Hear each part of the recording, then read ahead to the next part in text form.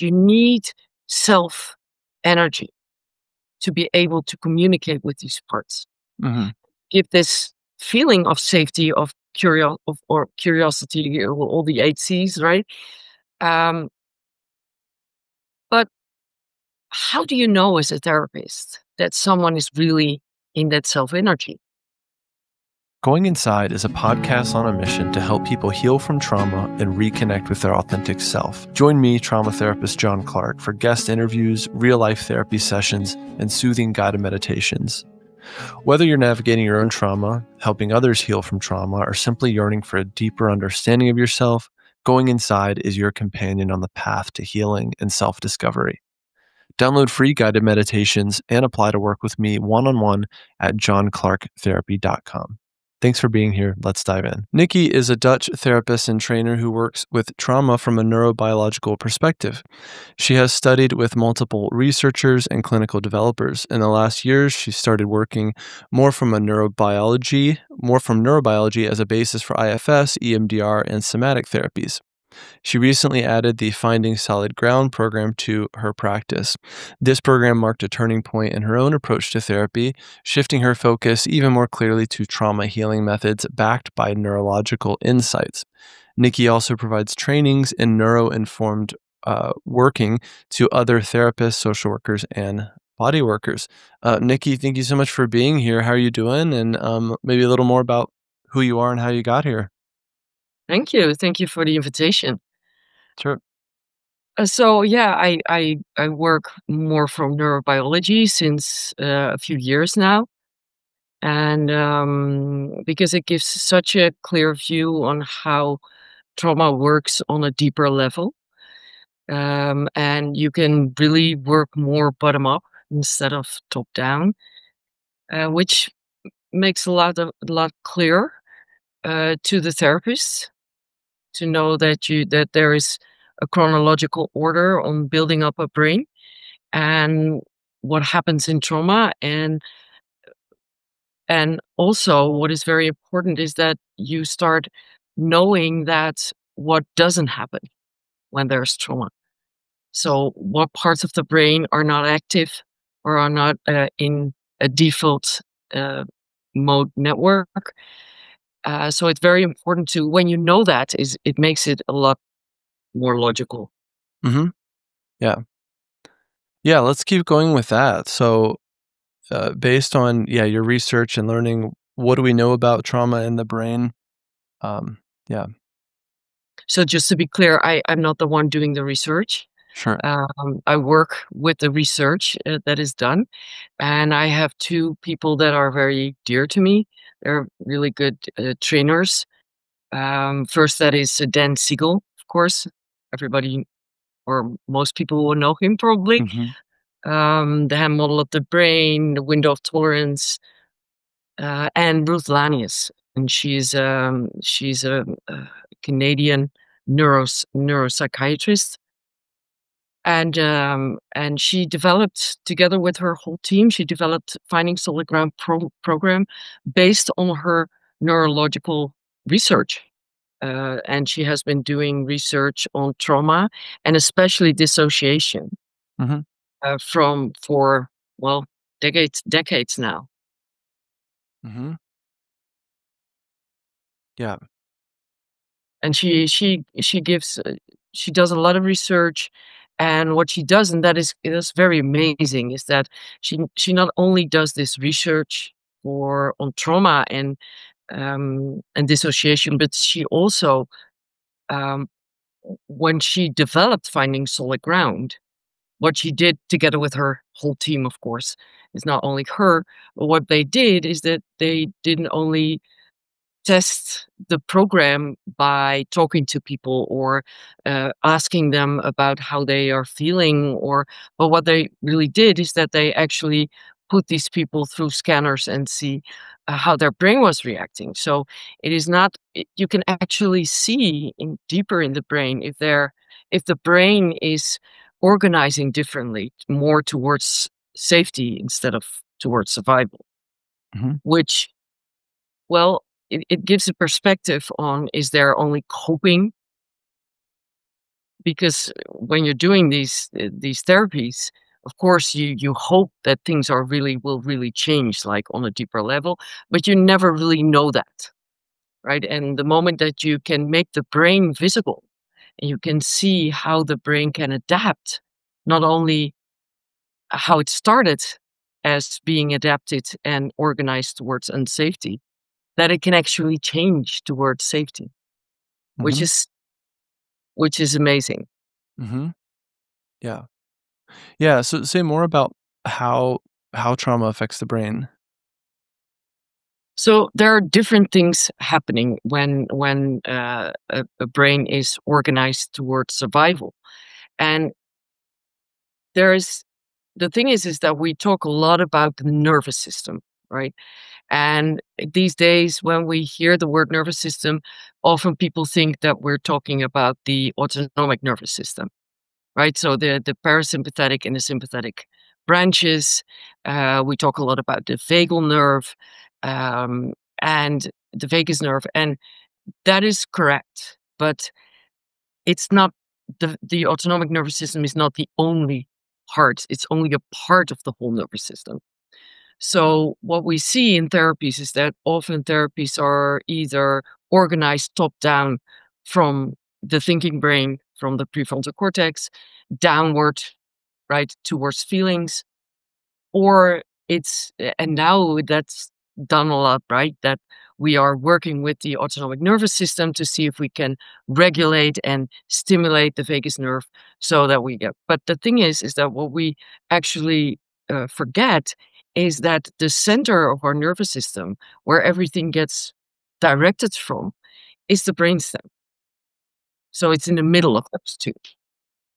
And in the brainstem, what happens is, and when we think about trauma as being having its basis in attachment, right? So that is the most trauma that we work with is attachment based, right? It's Mm-hmm. attachment trauma. And what happens there is we see that when you experience something overwhelming as a child, there's no way that you can flee, right? This is what we will try to do first, try to flee. Then we try to fight. So in both cases, a child is not able to do that, which is a big problem. Mm-hmm. So what happens is there will be tonic immobility, right? So the child there's a lot going on of anxiety and stress inside, but the body cannot move anymore because it can't. And when it goes further and further, and a child is so used to being in this overwhelming situation, then in the end, the whole system will collapse. Mm-hmm. And so, what is actually amazing is that we have this primal way to survive, and that is dissociation. So, if you can't get yourself out of a situation, out of reality, it's not only reality that you want to move away from, it's particularly the feelings that you have because of Yeah. reality, Yeah. right? Because you need your parents, you need the people around you, you need an adult system to help you stay safe and to help you process and regulate all these feelings that you're having. So being left alone with these feelings in a surrounding of people that were supposed to keep you safe is that the attachment system just keeps looking for the safety and it can't find it. So what it needs to be doing is to make itself scarce, right? It pulls itself away from reality, but also from the feelings that you're feeling inside. And one of the things, or there is a system that is in the basis of the brain that is so extremely important to even be able to experience safety. And that's the vestibular system, right? That is a part in the mid ear, and in the end, it gets the core of the vestibular system is in the brainstem. So the brainstem is the part of the brain that collects all the raw data from all parts of the nervous system, right? It's from the bottom up. It comes from the vagus nerve, of course, but it also comes from the central nervous system. Um, it comes from all your senses, like hearing, seeing, smelling, touch, all these sensations, but also the interoceptive parts, right? That is also a sense. Hmm. The vestibular system is a very important part of the brain, and it gets developed when the baby is from 5 weeks in the womb. So when the baby is in the womb, he or she is already noticing gravity. And what we notice is that when a baby is born, it is supposed to start developing outside of the womb. Vestibular system needs to develop more, of course. But in the womb, you see that the baby gets bigger and the water gets less, right? So slowly in those 9 months, or after 5 weeks until 9 months, you notice that that vestibular system gets well acquainted with gravity more Hmm. and more. And when the baby gets born, that vestibular system um, needs to develop uh, pre, postnatal, Hmm. and it does that by play. So by literally playing, like balance techniques and things like that, but also safe connections, so that it can be right Yeah. in the moment. It can just stay here. It doesn't have to leave. It doesn't have to go. It doesn't have to make itself scarce. It just can be here, and it's kept safe here. Hmm. That's very important. In the moment that there is no safety and that attachment is not safe, that vestibular system doesn't get developed well, right? Hmm. Yeah. And when the system and when we use IFS in this, when there are parts that know this place is not safe and our feelings are not safe and we need to get the hell out of here, right? We need to get away, and we cannot be here. This is what happens, that the whole system gets oriented towards staying away from the body and staying away from the Hmm. ground. Yeah. So there's a Yeah. vestibular system, and then there is a proprioception Hmm. system, and that is the system that is in contact with the muscles. And the moment that you don't know where the ground is and where you are in relation to your surroundings, Yeah. that that brainstem is Yeah. shouting. Yeah. It's shouting alarm all the time, Right. right? Yeah. And that is a development in the brain that is such on a deep basic level that you can say that people with attachment trauma, they all have some sort of dissociation. Hmm. And it can be on the hyperarousal part, right? By ruminating, thinking, all these parts that are so busy with control, the managers, right? They are so busy with trying to cope and to keep control. But it can also be in the hypoarousal. So it can be in a state of not being here. Hmm. And when we look at polyvagal, we can see it in a sympathetic or in a dorsal state. Yeah. Makes And that, sense. yeah, that Hmm. makes a lot of sense. And the thing is that when that happens and the basis is not there, it's very hard to process trauma Yeah. when someone is dissociated and Yeah. doesn't even know where the ground is. I want to introduce you to our sponsor for today's episode, Jane, a clinic management software and EMR that helps you handle your clinic's daily admin tasks so that you can free up your evenings and weekends.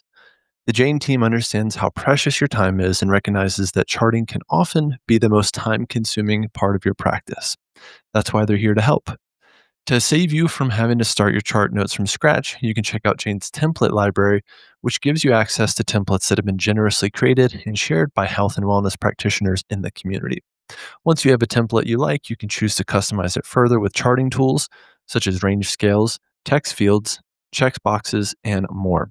To see how Jane can help you spend more time doing what you love, head to the link in the show notes to book a personalized demo. Or if you're ready to get started, you can use the code JOHN at the time of sign up for a 1-month grace period applied to your account. It's fascinating, digging deeper into this piece around orienting. I'd love to dig into that a little bit more. I've been on this journey of going through the somatic experiencing program, Peter Levine's program, and a lot of that program and approach is around orienting, and just very subtly and gently and slowly working with that orienting response that is, for a lot of folks with trauma, quite disorganized or tentative or kind of unstable. So how important is that orienting piece? And then again, this piece around the vestibular system, not really a piece I was familiar with, but how important is the vestibular system to orienting? Very, very much so, because the core of the vestibular system is in the brainstem, and the vestibular system is working, of course, together with the balance system. So when that is not what you see with young children who are traumatized, right, who have attachment trauma, you see that they probably fall a lot, right? They bump into things. Their fine motor is like off, right? It's because that vestibular system doesn't know where the ground is, and that kid just needs to get out of there. And the orientation that you need, the problem is that because you have difficulty with orienting, is that you start being oriented inward instead of outward. Yeah. So, Yeah. And when you're oriented inward, it's too much. of course, Yeah. yeah. And then what happens then is what we see is that when someone is dissociated and has trauma, there is no connection with the prefrontal cortex, with the cortex in general, right? So there are other parts of the cortex that are where they're almost offline. Yeah. And which makes a lot of sense, because if the brainstem decides to go, the periaqueductal gray is a part of the brainstem that decides if you go into survival or not. Mm. And if it decides that, especially the prefrontal cortex needs to go offline because it's way too slow. And I always say to my clients, well, if you need to run for a bear, you're not going to think, what color shoes am I going to wear? Yeah. Right? Yeah. So it needs to go offline. It needs to make way to just act. Yeah. To mobilize. Yeah. That Or mobilizing, that mobilizing response is so essential to trauma and the trauma response and the impact of trauma. Something bad is happening and I can't do anything about it. Something bad is happening and I can do something about it. I can mobilize, right? Can be the difference between whether or not an event is traumatic or not. Yeah. So, and that is something that especially when someone had to dissociate, and therefore that whole vestibular system wasn't able to develop, and the proprioception is not well developed, then you start orienting inward, Yeah. right? And what happens is that we have a default mode network in our brain, and that default mode network, and Ruth Lanius has done a lot of research about that. The default mode network is a network in your brain. It's a network of brain functions. that gets activated when you're safely attached, when you Mhm. feel safe and you have some feeling of safety. Now, what happens is that when you're not, when you're in rest, let's call it that, when you're in rest, you can just think about yourself and you have some self reflect. You can have memories, right? You can, but the moment that you need to be in the outside world, you're here, right? And then that default mode network just gets put away. But the problem with trauma is that when you have experienced these kinds of things in the past, the brain decides to keep the past present. Mhm. And that is what we see in the default mode network. And the default mode network doesn't switch off Yeah. your How how is that adaptive, or how or why is the brain adapted to do that, to, like, keep remembering? why, you mean? Yeah. Yeah. So, well, it is very important that you keep your eye on the ball, right? And the problem is that when you're so young and you need to develop survival skills and you need to keep the danger close to be able to recognize it all the time, is that when you're in survival, you're not able to develop well.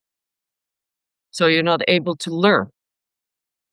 And it is very important that this mode network and that the past just keeps present, stays Mhm. present in now, right? Because your brain and all your parts have decided we're not going to do this anymore, right?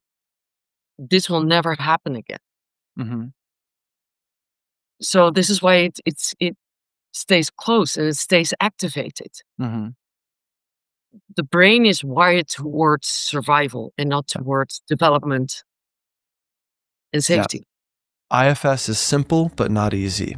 On the surface, it's about parts and self, but when you're in the room with a client, things can get complex fast. Helping someone meet a protective part or wounded exile, that takes skill, and most importantly, it takes safety.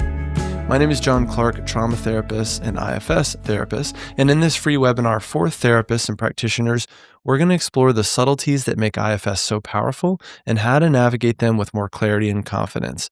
You're going to learn why safety is everything and how to do it well, what trips therapists up when applying IFS in practice, and a simple tool that you can begin using right away. If you want to go beyond theory and truly embody the work, then this is for you.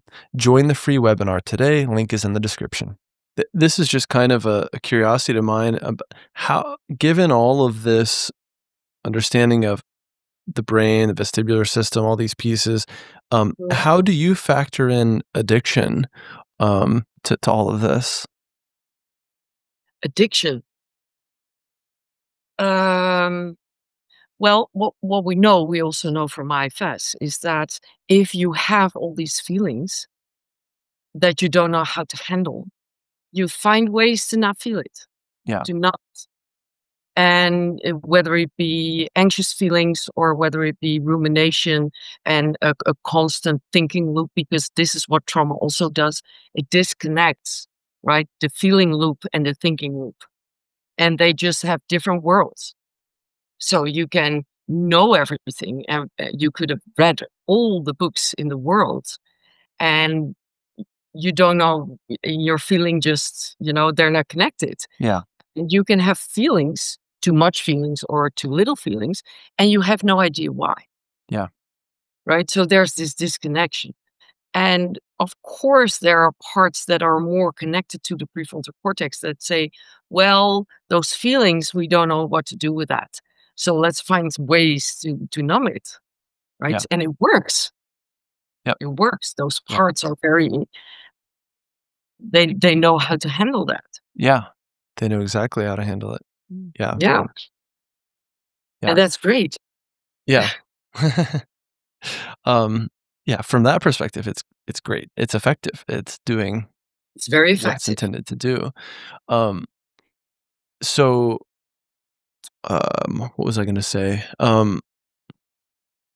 Yeah, I guess understanding all this, so many of us, both clients and therapists alike, we come at things from this kind of figuring out perspective, this like analytical mode of like, okay, um, I had this mother who was incredibly demanding, and now there's a part of me that's hypercritical. It's like, okay, if knowing that were enough to heal, you would have done it by now, right? Because like clients are very smart. I've been out here in Silicon Valley for most of my career, so I have clients that are very intelligent and very analytical, right? And they bring a lot of those analytical parts to therapy, right? Of like, I'm on the hunt for just figuring this stuff out. If I can figure it out, then I can crack the code. Then this trauma stuff won't be a monkey on my back anymore. And yet, it doesn't work like that. Because trauma is about safety. Yeah. So, and Like how do it's you yeah, yeah. how do you reestablish safety? So switching to some of these pieces around what we know of trauma in the brain, which I know we're just scratching the surface, and also how does this inform therapy and especially for you, like the way that you work? Great question. I think that the research that especially Ruth Lanius has done shows that when the brain develops, right? It develops from the bottom up. And developmental trauma means that there are gaps in that development. And one of those gaps, especially when you had to dissociate as a child because you couldn't be here, it gives this it has a huge response on how the vestibular system and the proprioceptive system develop.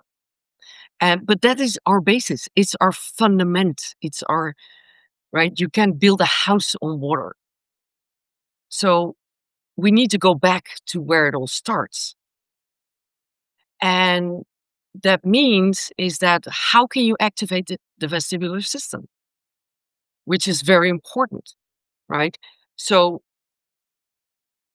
what I do Be well, let's go back to when we look at IFS, right? You need self energy to be able to communicate with these parts.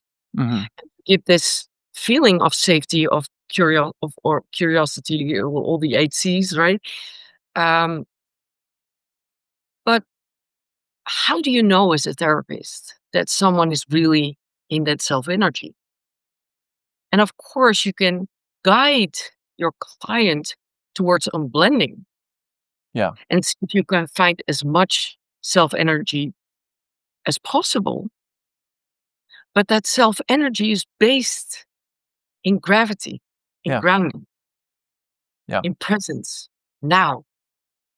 Because what we do in IFS is see the difference between then and now, Yeah. present and the past, right? But how do you do that when a brain doesn't know where the present is? Yeah. How do you know when it doesn't know where the ground is? Mhm. It's where it starts. It Yeah. starts with being on the ground Yeah. and being able to orient to your surroundings and know where you stop, right? Where you end and other things and people around you start. Yeah. Because trauma feels very closed up. It Mhm. feels like a really small space. And Yeah. there's nothing else there. And there's a lot going on, but time is all Yeah. mixed up. Yeah. Feelings are mixed up. Parts are running around, right? There's this whole fighting inside going on. So that's where you start. You start with activating the vestibular system, which you can do in many ways.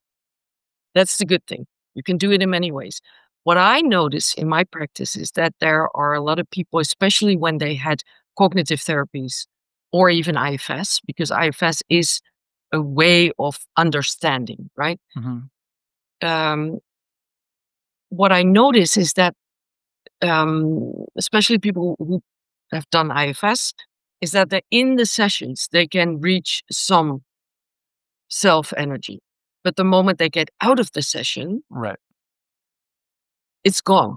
Yeah. And what happens, and what I notice with my clients, and this is the reason why I started moving more towards neurobiology, is that when you don't know where the ground is and you don't know where the present moment is, and you can bring yourself out of dissociation, then managers start using IFS. Like you can get this hyper focus on parts, like this hyper alertness on parts.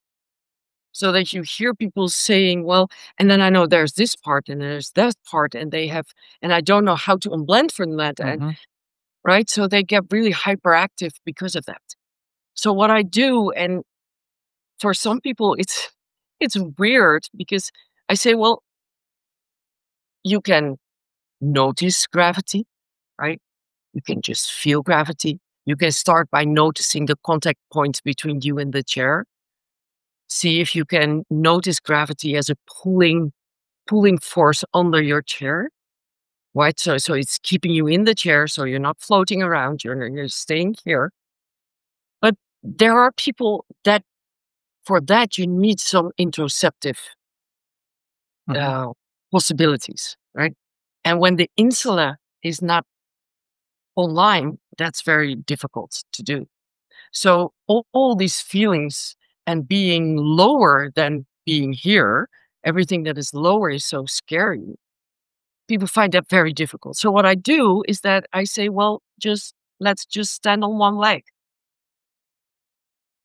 So this is what I do with them, right? When we start finding ways to get them grounded. And standing on one leg, you don't have to feel inside. You don't have to notice. You don't have to be even cognitively present. Mm-hmm. You don't have to have your attention there. You can just stand on one leg. So I say to them, well, if you can stand on two legs, you can stand on one leg. So do that whenever you can, as much as you can. Mm-hmm. And in that, finding ways to ground yourself, and that's where Finding Solid Ground, the program, comes in. Yeah. Right? It gives you so many ways to ground, but they're different situations. Yeah. Right? Yeah. So there are situations that you get really triggered and you're really ungrounded and you're really dissociating and you're in this really narrow space. How do you get yourself down? Yeah. That's regulation. Right. So how do you get yourself towards another state? The problem with that is that when you would only ground during those moments, your brain is not susceptible to learn. Mm-hmm. So you can cope. It's a way of coping, right? Regulate yourself, bring yourself to another state, which means that if your brain doesn't learn from that, you need to do this all the time. Right. Right. So there's another situation, and this is why in Finding Solid Ground, it's so important to teach your clients that these ways of grounding are most important when you do it when you're not triggered or Mm-hmm. when you're not in a high state of dissociation. Because Mm-hmm. dissociation is not something that is just there, Yeah. it builds up. You read something and you get annoyed or you get anxious, and then the space narrows, right? So, and then you notice it the moment that the stress is way too much, Yeah. or you were totally shut down. Yeah. So when you get yourself to the ground structurally during the day, you just let your system know that it can move within the window of tolerance. It can just Yeah. move up and down without going up or going all the way down.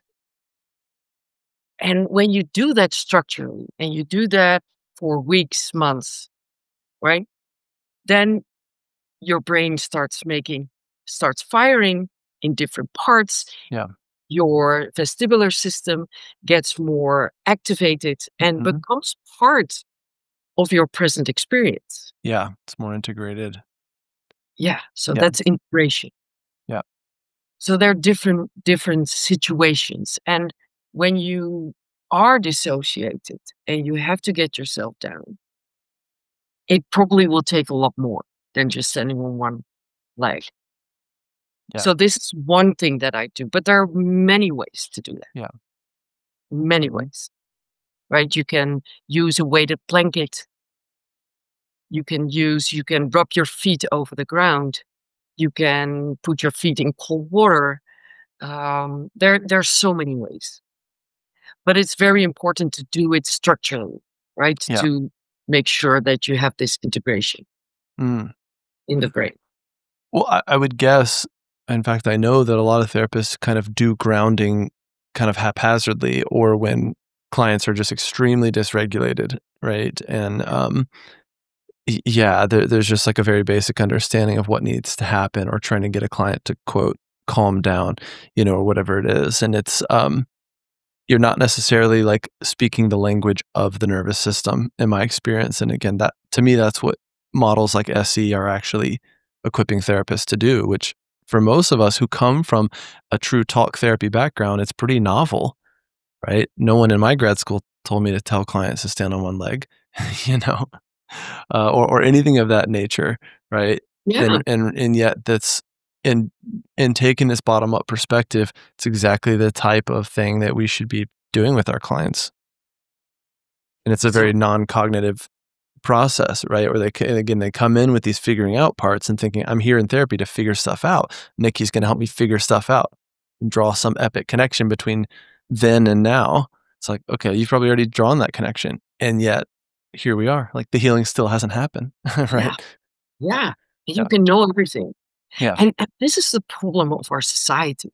Yeah. We are pushing children from a young age to develop their cortexes. Yeah. Right? It's that they have to know it's all this knowledge that they, but Yeah. we have Analytical no analytics, autonomy. Yeah. right.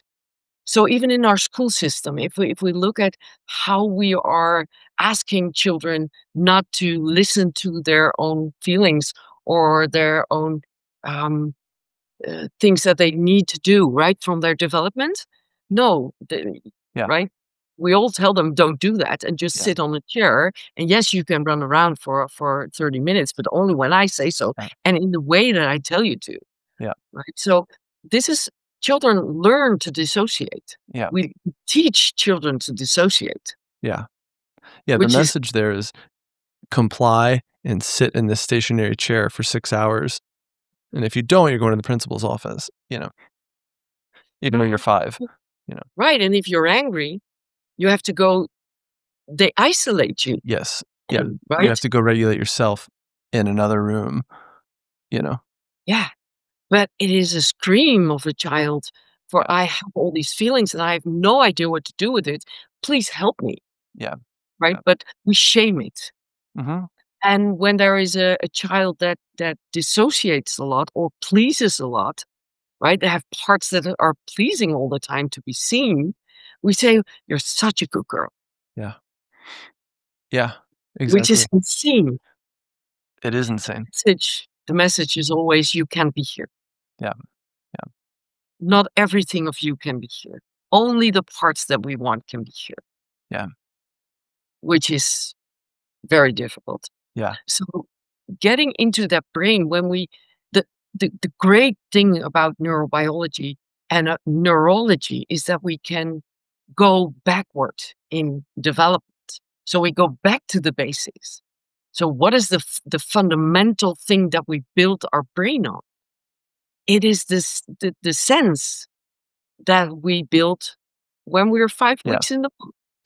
It's so fascinating. I mean, I have, 2 case studies every day, which, because I have an 8-week-old daughter and a 5-year-old daughter, and, so I have constant, observations and experiences, and, I remember seeing some random thing about how, like, roughhousing with your kids or when they're, like, toddlers is actually very good for them and even can be good, like, before bed, and I had already found that my 5-year-old, for the past few years, she has always loved that type of play with me and, like, that roughhousing. We do it all the time, and she loves to be flipped upside down and, like, just do all sorts of wild stuff, and she just absolutely loves it, but I can imagine or seeing it through this lens of the vestibular system, how good that is for her little vestibular system that is learning, right? And then she goes to school on the playground and learns to balance on a beam and, that's like extremely enriching for a little kid, even though as an adult, you're just walking across some random thing. You're just playing, but there's so much more going on than meets the eye, right? Right, right. And especially when you talk about SE, Yeah. right, is that when a child feels not safe or wants to move around and it's not able to move around, like in school, Yeah. or when you live in a household where the parents are very strict Mhm. and sit still and don't show yourself and listen and don't scream, and then what are you gonna do, right? And then it gets stuck. That's what Peter Levine, of course, talks about, right? It gets stuck and it can't be processed because the prefrontal cortex is not even developed well Yeah. Yeah. enough. So starting with the vestibular system is very, very important Mhm. because if you don't have any basis, how are you gonna build the Yeah. rest? Yeah. Well, I think, when I think about, again, my 5-year-old, it's like, I think she's seeking both that proprioceptive, input as well as connection. And if she's getting both from me, like, that's kind of a win-win, you know? Great. Well, that's exactly what it needs. Yeah. And that is where safety comes from. Because the thing is that if we didn't have gravity, the Earth would probably not even exist, Mhm. right? It is the basis. Nothing on Earth would be what it is now if we wouldn't have gravity, right? So it's so important that our brain knows where it is Yeah. and how it can stay connected with that. Mhm. It's so important. So what I also do is, because there's a difference, of course, with your children, and it's so good that we have this information now, right?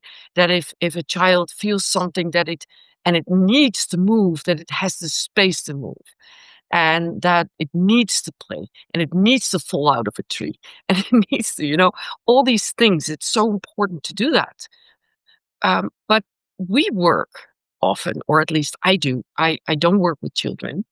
I know a very well known Mhm. occupational therapist in Texas, and she works with children.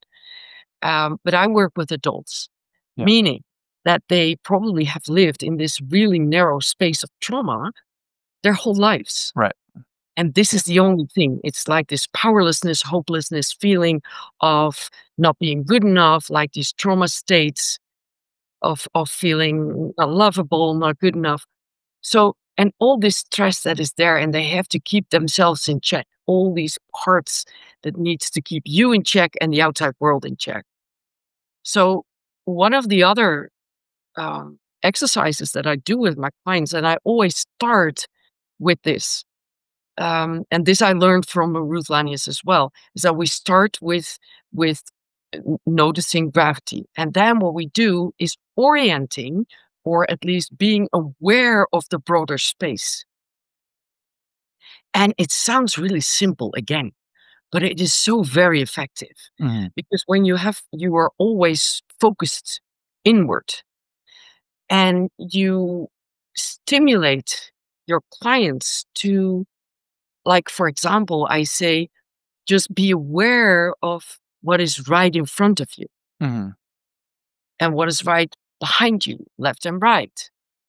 Right? And then see if you can notice the actual distance between you and what is next to you or in front of you.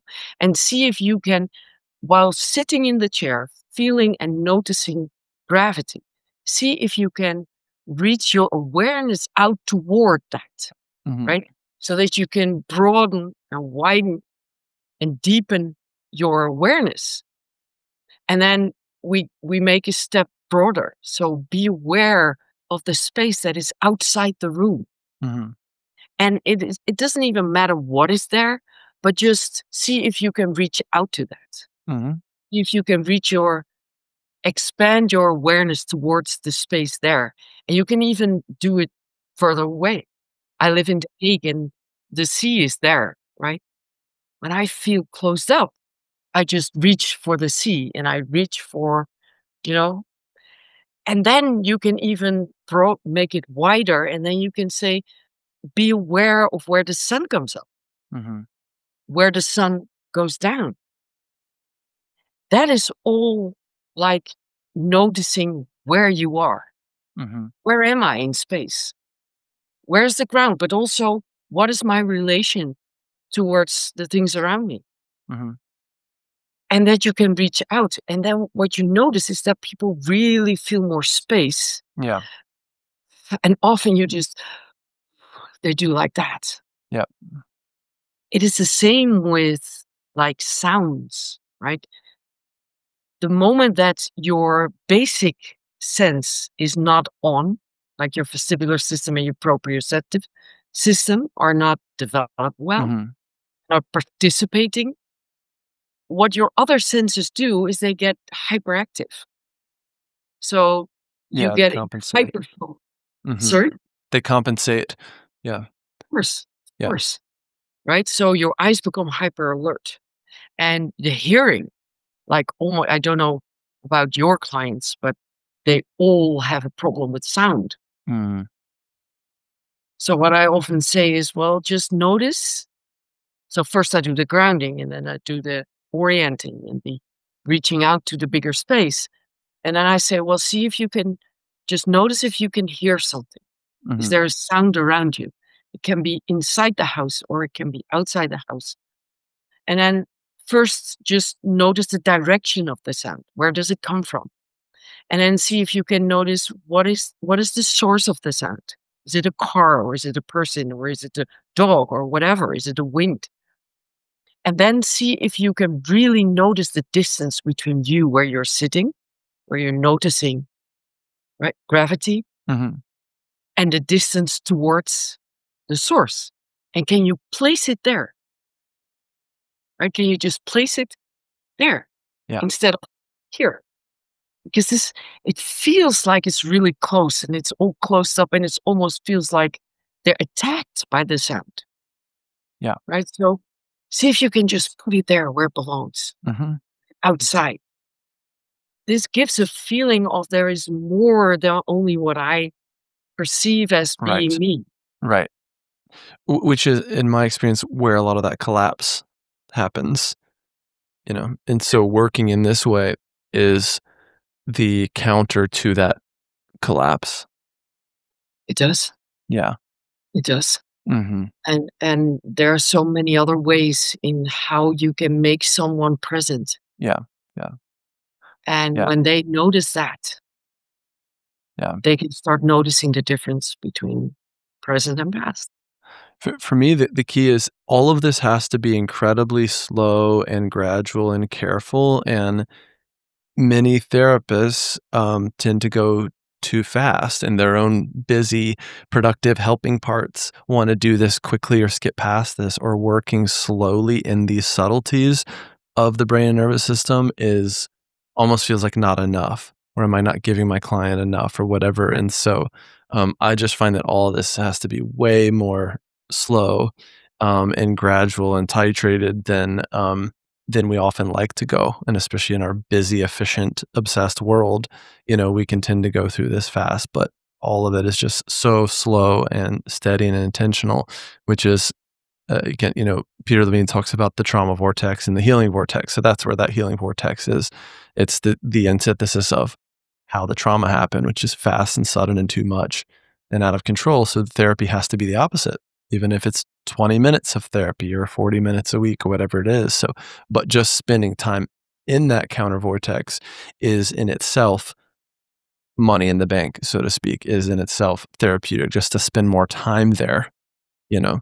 So that's what I find with clients, and we're basically, yeah, expanding their window of tolerance again. So this is great stuff. Well, Nikki, we're somehow out of time or overtime, but I could go on for days, and I bet you could too, because you you love this stuff so much, and it's great. There's And again, there's so much. Yeah. there's so much. Yeah, again, we're just scratching the surface, which is fun. But yeah, I'll have to have you back for a part two. In the meantime, yeah, how can people learn more about you and your work and reach out?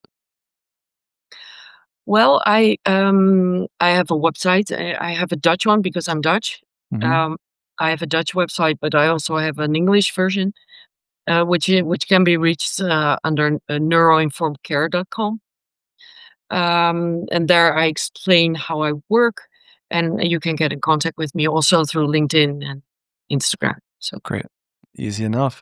We'll put links to all that in the show notes and description as always. And again, Nikki, thank you so much for your time and contribution. I'd love to have you back sometime to build on this. great. Thank you. Cool. Thank you for Thanks your again. visit. Yeah, my Have a pleasure. good day. Thanks. You too. Bye. Thanks for listening to another episode of Going Inside. If you enjoyed this episode, please like and subscribe wherever you're listening or watching, and share your favorite episode with a friend. You can follow me on Instagram, YouTube, and TikTok at John Clarke Therapy, and apply to work with me one-on-one at johnclarketherapy.com. See you next time.